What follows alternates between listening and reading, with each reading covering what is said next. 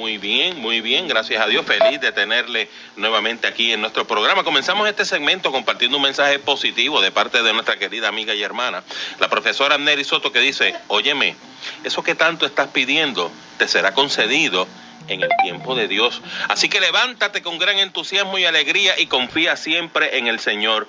Yo voy a ti. Muchísimas gracias, Amneris, por compartir siempre ese mensaje positivo. Y usted, Aideris, ¿cómo está? ¿Cómo se encuentra? Yo muy bien, y ese mensaje excelente y totalmente de acuerdo. Yo muy bien y feliz de estar una noche más junto a ustedes. Amén, igualmente. Y sé, ¿verdad?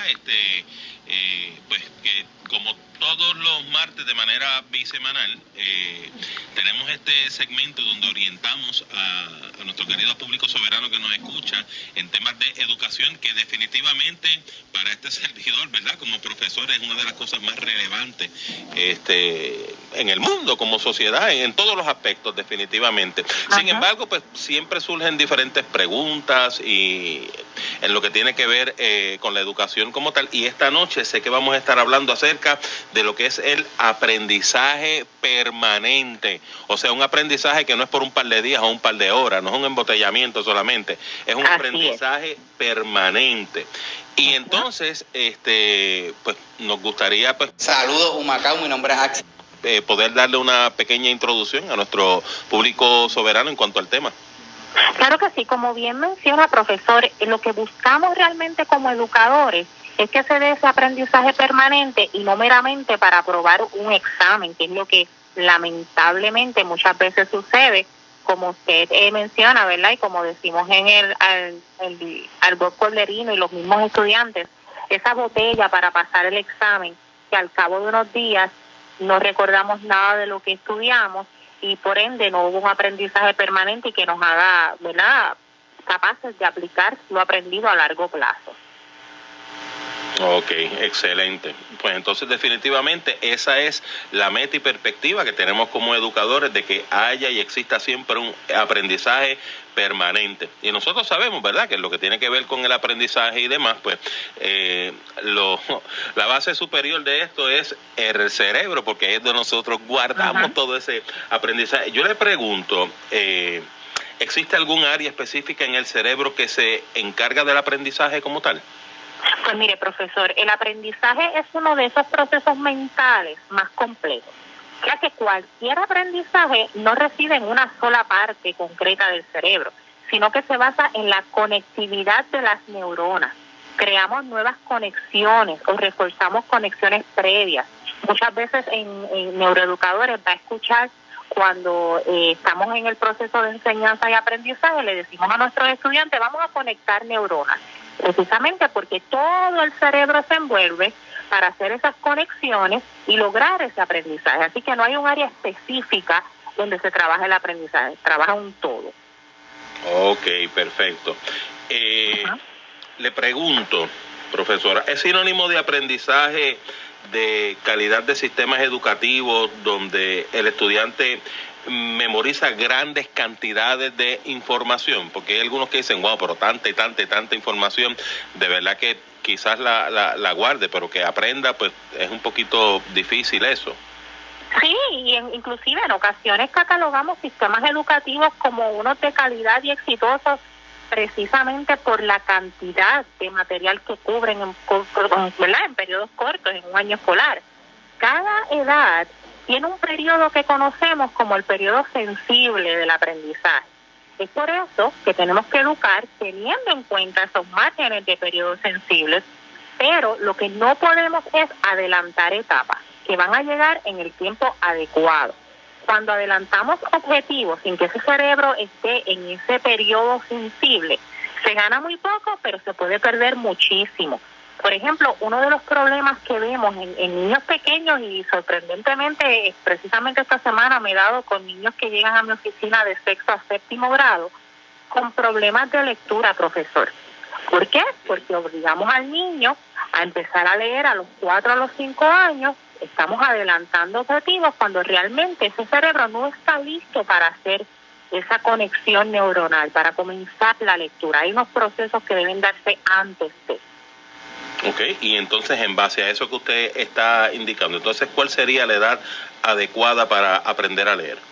Claro, antes de ir a esa edad adecuada, tenemos que tener claro que cuando forzamos al niño a leer a temprana edad, comenzamos a hacer daño a la amígdala neuronal de la que hablamos en programas pasados, que es la que es sumamente importante en el proceso de aprendizaje porque va a regular nuestras emociones. Cuando hablo que comenzamos a hacerle daño, me refiero a que al esforzar al niño a leer, cuando aún su cerebro no está listo, lo que hacemos es que éste crea que él no lo logra porque no es capaz en sí, cuando en realidad le está costando leer porque no tiene esos motores activos. Hay que tener en cuenta, como dije, que el cerebro no viene de nacimiento cableado para la destreza de lectura. Es algo que hay que desarrollar. Por lo que adelantando esos objetivos, para nada beneficiamos al niño y no solamente le vamos a afectar en la lectura, a largo plazo en otras áreas de aprendizaje. Ahora, contestando la pregunta, es recomendable iniciar alrededor de los 6 años ese proceso de lectura.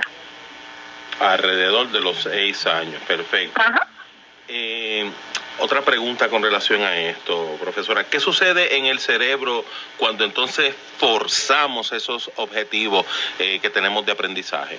Claro, más allá de lograr un éxito académico, lo que logramos es que el cerebro del estudiante asocia aprendizaje con malestar, lo que tendrá efectos emocionales negativos que va a implicar una menor capacidad para poder utilizar esos aprendizajes, retenerlos de modo permanente y por ende no va a poder utilizarlos en contextos adecuados. Ok, no va a poder utilizarlo en contextos adecuados entonces. Uh-huh. Sí, porque lo que va a hacer es lo que hablamos al principio, una memoria, un embotellamiento. Realmente no sabe aplicarlo porque no los aprendió, los memorizó. Los memorizó, exactamente. Lamentablemente, ¿verdad? A veces en ocasiones cuando están estudiando para un examen, ¿verdad? Pues que guardan esa botellita y demás y una vez la vacían en el examen, pues se perdió la información completamente. Sí, se fue. ¿Qué sucede cuando esas conexiones neuronales no se dan correctamente, esas conexiones? ¿Qué sucede? Okay, lo que sucede es que el aprendizaje obviamente no se da de forma adecuada. Vamos a tener un cerebro menos capaz de gestionar ese aprendizaje, menos capaz de gestionar su propia memoria, menos capaz, valga la redundancia, de tomar decisiones correctas y a largo plazo va a producir adolescentes y adultos que cuando crezcan no tienen la capacidad de autogestionar, porque hubo esas lagunas, que a veces esas lagunas se convierten en océanos de rezagos. Okay. ¿Y qué pasa cuando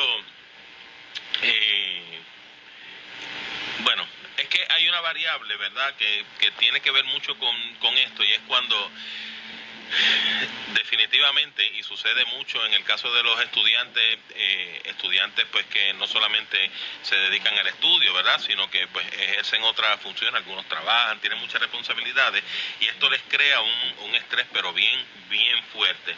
¿Qué pasa cuando ese estrés está ahí presente en el estudiante? Bueno, para hacerlo la pregunta directa, ¿el estrés imposibilitaría el aprendizaje como tal? Claro que sí, no solamente el estrés que me produce otras responsabilidades que tenga, el estrés que me va a producir forzar ese cerebro a un aprendizaje para el cual no estoy listo aún. Definitivamente el estrés va a hacer imposible el aprendizaje, es por eso que tenemos que procurar todo lo contrario, crear escenarios donde el estudiante desarrolle esa confianza y así podremos lograr el máximo con ellos, pero teniendo en cuenta que ese aprendizaje y esas estrategias que estamos utilizando no vayan en contra del desarrollo del cerebro, lo que va a producir un estrés que va a ser contraproducente. Contraproducente completamente, entonces. Ajá. Y con relación a lo que estábamos hablando ahorita del embotellamiento, le pregunto, ¿qué opina usted de la famosa botella? Mira, cuando lo único importante en una sala de clases o en un sistema educativo o a veces hasta para nosotros mismos los padres es que esos niños aprueben un examen y no que haya un aprendizaje genuino del que hablaban, por lo que no estamos respetando, ¿verdad?, esas velocidades diferentes que van desarrollándose en el cerebro del niño y del adulto en sí. Vamos a dejar esos rezagos que hablamos en una gran cantidad de niños, yo opino que debemos hacer una evaluación auténtica para evaluar lo aprendido, y eso poco tiene que ver con exámenes. No, el evaluar si un estudiante aprendió o no, no se logra solamente con exámenes. Yo utilizo, ¿verdad?, la comparativa que es un poco peculiar y a veces suena un poquito fuerte, pero tenemos un sistema educativo tradicional que se puede comparar o se puede catalogar como una educación bulímica. El maestro le provee grandes cantidades de contenido de información al estudiante, este lo consume, pero lo devuelve, o ¿verdad?, lo deposita todo en un examen y luego lo olvida. ¿Qué creo de la famosa botella? Que no nos va a llevar a un aprendizaje productivo, y a largo plazo lo que va a provocar son más y más desertores escolares frustrados por un sistema. Completamente de acuerdo, ¿verdad? Como profesor, ver que un estudiante pues sacó todas A en los exámenes y quizás te sientas a hacerle preguntas, ¿verdad? Acá aparte, y te das cuenta de que en realidad el aprendizaje que queríamos, el aprendizaje genuino, pues no se dio, y lamentablemente lo que hubo fue un embotellamiento, que en tantas ocasiones utilizamos esa palabra, ¿verdad? ¿Y qué consejo le daría a nuestros colegas, educadores, a los efectos de que puedan lograr un aprendizaje que sea genuino, que no sea un embotellamiento como tal? Claro que sí. Entonces hablamos que la evaluación debe ser auténtica, por ende, mi consejo es que la manera de llevar esos procesos de enseñanza y aprendizaje deben ser auténticos, deben ser realistas, significativos al estudiante, hacer que éste aprenda realmente a partir de lo que le motiva.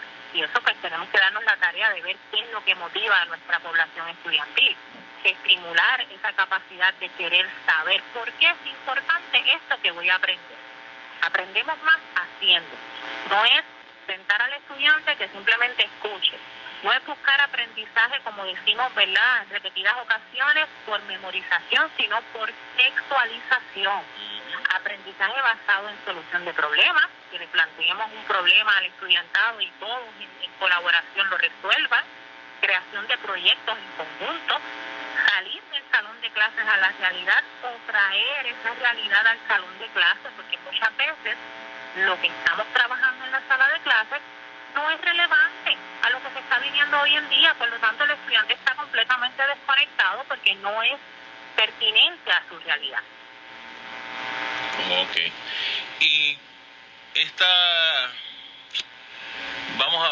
que tengo que ponerlo de esta manera porque es algo que es básicamente clásico, ¿verdad? El tener un salón de clases pues, relativamente lleno, completamente claro. Con el asunto de la pandemia, pues ha variado bastante el asunto.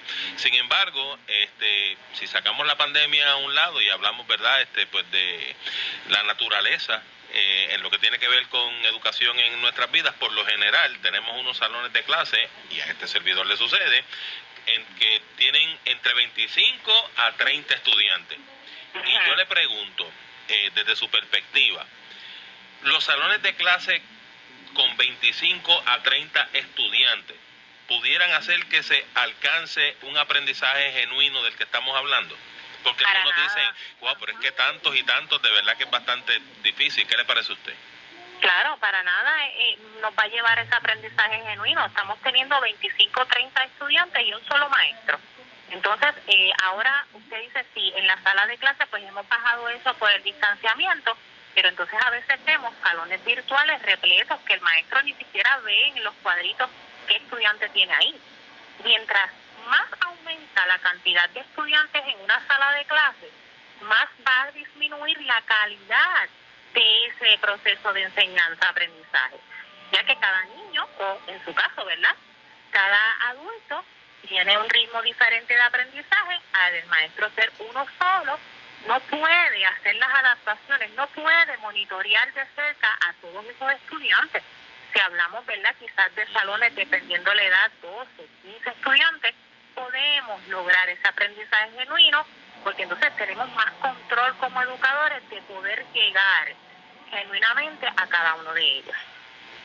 Ok, eso concurro completamente con usted en eso. Y está probado que se aprende más haciendo, porque hay algunos que dicen definitivamente pues puedes leer y demás, pero haciendo es que vas a aprender más. ¿Qué piensa usted al respecto? ¿Está probado eso? Claro que sí, porque aprendemos más de lo que hacemos y vemos. Nuestro cerebro tiene, profesor, lo que se conoce como neuronas espejo. ¿Qué es un espejo? Lo refleja, ¿verdad?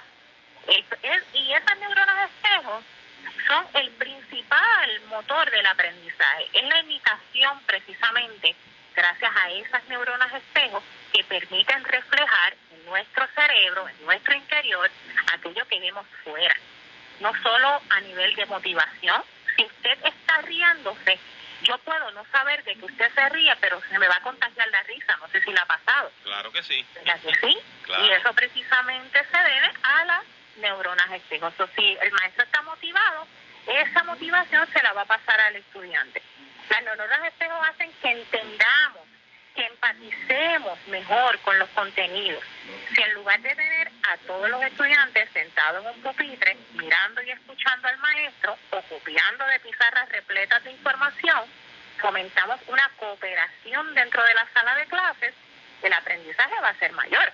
Porque entonces ese aprendizaje se va a volver en uno cooperativo y es uno mucho más potente y efectivo. ¿Sí? Porque enciende esas neuronas de espejos y se da esa sinapsis. Entonces, ahora que usted habla del aprendizaje colaborativo, ¿se estimula más el aprendizaje colaborativo o competitivo? Definitivamente el colaborativo. Somos seres sociales. En sí, nuestro cerebro dijimos que funciona como un todo, colaborando todas sus partes en conjunto. Por lo tanto, cuanto más colaborativo sea ese aprendizaje, más y mejor vamos a aprender, aprendemos mejor entre pares, ¿verdad? Con nuestros compañeros. Un sistema que da prioridad a la competencia, solamente a la competencia, a modo individualista, en lugar de colaborar, no es un reflejo de lo que ese alumno va a vivir en la sociedad, porque si usted no sabe lidiar, colaborar, respetar diferentes opiniones y trabajar en conjunto para resolver un problema en una sociedad, ¿qué va a pasar? Vas a fracasar.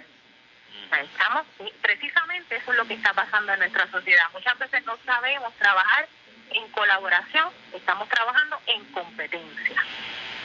En competencia, sí. Eso es algo que sucede muchísimo. Le pregunto, profesora, ¿qué opina de las electivas en música o arte? Sí, mire, profesor, lamentablemente, y eso lo dialogaba hace un tiempo con unos colegas, en ocasiones vemos que esta modalidad o estas disciplinas las están sacando muchas veces de los sistemas escolares. ¿Ok? En ocasiones no entendemos que no hay ninguna materia que sea de segundo orden. Al contrario, si no entendemos que utilizar las artes en toda su expresión va a ser una herramienta de creatividad para encender la pasión en el proceso de enseñanza, la motivación, y va a lograr que al final los niños tengan esas áreas del cerebro despiertas, alertas y trabajando en conjunto, pues entonces no vamos a lograr llegar a ese estudiante ni que se dé ese aprendizaje por asociación. Así que más allá de que simplemente sea una clase de arte o música, tiene más connotaciones en el cerebro. Por eso esos sistemas donde vemos que el arte está presente en todas las materias son exitosos, porque está poniendo al cerebro completo a trabajar en armonía. Okay. Y pues tenemos la variable de la música y el arte, y le pregunto, ¿qué papel juega la educación física en la neuroeducación? Otra también que han sacado muchas veces de los contenidos, en la pandemia se vio, ¿verdad?, que quizás se enfocaban solamente en las clases básicas que llamamos y nos olvidábamos de esa educación física. El tener a un niño sentado 3 o 4 horas sin movimiento es antinatural. Necesitamos movernos. Es por esto que la educación física no solo va a mejorar la capacidad motora, sino que a través del movimiento se va a producir una sustancia llamada irsina. Esta va a viajar a través de los músculos hasta el cerebro y va a favorecer grandemente la plasticidad cerebral que hablábamos en programas pasados y que aprendimos, ¿verdad?, que precisamente esa plasticidad cerebral es la base de todo aprendizaje. Así que educación física es esencial en cualquier sistema de enseñanza. Okay. Y ¿qué problemas ve en la educación tradicional, en esa que conocemos de toda la vida? ¿Qué problemas ve usted, si ve alguno? Sí, el problema principal es que está forzando el aprendizaje en un sistema que lo lleva a fracasar, porque los estudiantes sienten que no dan la talla de lo que le pedimos, los problemas de autoestima cada vez son más, problemas de falta de tiempo para ser niños, porque ahora mismo usted y yo estamos hablando y yo estoy segura que hay una gran cantidad de familias sentados haciendo tareas interminables. No puede ser que los niños estén hasta las 9, 10 de la noche haciendo asignaciones, eso no es aprendizaje. Luego, ¿cómo le vamos a pedir que le guste aprender cuando ya está cansado, cuando lo que está asociando es que es casi una tortura? Es imposible. Es imposible que esa amígdala de la que hablábamos se encienda cuando le pedimos que siga aprendiendo de la manera incorrecta. Lo único que vamos a lograr es demotivación. Así que ese sistema tradicional de tareas y tareas y tareas interminables, yo no digo que no se den asignaciones, yo digo que se den con propósito de reforzar, no de cubrir material interminable que no se va a traducir en un aprendizaje genuino. Okay. Definitivamente nosotros sabemos, ¿verdad?, que básicamente en la escuela, pues por supuesto todos los educadores le responden, ya sea un director o una directora en la escuela, y por lo general son los que buscan establecer nuevas estrategias o de alguna manera u otra, ¿verdad?, traer diferentes formas de aprendizaje para beneficio de los estudiantes. ¿Qué consejos le daría usted a los directores para promover un aprendizaje permanente? Claro que sí, importante que lo mencione, profesor, porque muchas veces vemos maestros que están relacionados con todo esto de la neuroeducación y de esos cambios que deben hacerse en la sala de clases, pero los sistemas, los directores no se lo permiten. Así que debemos confiar nosotros como directores en nuestros maestros y en esa capacidad que ellos tienen de hacer suyo ese espacio educativo, que es el salón de clases, junto con sus estudiantes, permitir que esa complicidad entre maestro y estudiante es la que puede llegar hasta donde nosotros queremos realmente, que ese estudiante se motive y que él mismo sea el que cada vez se interese más por aprender. Debemos potenciar a nuestros maestros, brindarles herramientas de conocimiento para que se sientan apoyados y motivados a generar cambios. Entendamos, ¿verdad, compañeros directores, que no podemos continuar en un método tradicional que no funciona al mundo actual. A veces nos preguntamos por qué tanto fracaso escolar, y es precisamente porque pretendemos educar para un mundo que ya no existe. Es hora de actualizarse. Hora de actualizarse, ajustarse y acomodarse completamente a la realidad a la que estamos viviendo, no tan solo a nivel de país, a nivel mundial completamente.